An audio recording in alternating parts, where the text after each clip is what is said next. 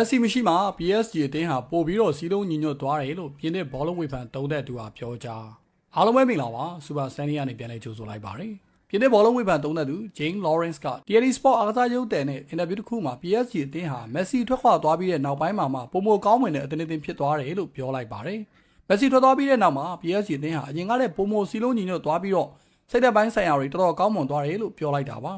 အဓိကအချက်ကတော့ Messi မရှိတော့တဲ့အချိန်မှာ Mbappe တယောက်သူ့ရဲ့မာနတွေကိုခွာချပြီးအသင်းအတွက်အကောင်းဆုံးစူးစမ်းကစားပေးနေတာကြောင့် PSG ရဲ့အသင်းလိုက်ကစားပုံနဲ့စီးလုံးညီညွတ်မှုပိုအားကောင်းသွားတယ်လို့အဆိုပါဘောလုံးဝေဖန်သုံးသပ်သူကထောက်ပြပါတယ်။အဆိုပါဘောလုံးဝေဖန်သုံးသပ်သူထောက်ပြတယ်လို့ပါပဲ။ပြီးခဲ့တဲ့နှစ်တွေအတွင်းမှာ PSG အသင်းဟာအသင်းတွင်းအားပြိုင်မှုတွေနဲ့စီးလုံးညီညွတ်မှုပြိုကွဲနေခဲ့တာကြာပါပြီ။ဒါကလည်း PSG အသင်းဥက္ကဋ္ဌကာတာယီနန်စော်ဘွားတထေးနာဆာယကီလိုင်ပီတောင်းလို့ဆိုရမှာဖြစ်ပါတယ်။ကာတာစော်ဘွားကြီးဟာ PSG အသင်းကိုဝယ်ယူပြီးတဲ့နောက်ပိုင်းမှာအလိုချင်ဆုံးဆုဖလားကဥရောပချန်ပီယံလိဖလားပဲဖြစ်ပါတယ်ဒီလိုချန်ပီယံလိရအောင်လဲနီမာအမ်ဘာပေတို့လိုကျဲပွင့်ကစားသမားတွေပါဝင်ကမ္ဘာအကောင်းဆုံးဘောလုံးကစားသမားမက်ဆီလိုဂန်နမန်ကစားသမားကိုပါ PSG အသင်းကိုခေါ်ယူခဲ့တာပါဒါပေမဲ့လည်းဘောလုံးလောကမှာစကားပုံတစ်ခုရှိပါတယ်အဲ့ဒါကတော့ကျဲစင်တွေစူတိုင်းမလင်းဘူးဆိုတဲ့စကားပုံပါပဲနာမည်ကြီးကစားသမားတွေကိုခေါ်တိုင်းလဲအောင်မြင်မှုမရပါဘူးအထူးသဖြင့် PSG အသင်းမှာနီမာနဲ့မက်ဆီရောက်ရှိလာပြီးတဲ့နောက်ပိုင်းမှာအမ်ဘာပေယာဒီကစားသမားနှစ်ယောက်ထက်အသင်းမှာပို့ပြီးတော့အရေးပါအရာရောက်ချင်တဲ့စိတ်ကြောင့်အသင်းတွင်းပွတ်တိုက်မှုကကြီးမားခဲ့တာဖြစ်ပါတယ်ဒါပေမဲ့အခုလက်ရှိ PSG အသင်းမှာနီမာရောမက်ဆီလိုပုံရိပ်ကြီးကစားသမားပါမရှိတော့တာမို့လို့အမ်ဘာပေတယောက်စိတ်လက်ပေါ်ပွားစာနဲ့ခြေစွမ်းပြနေပြီဖြစ်ပါတယ်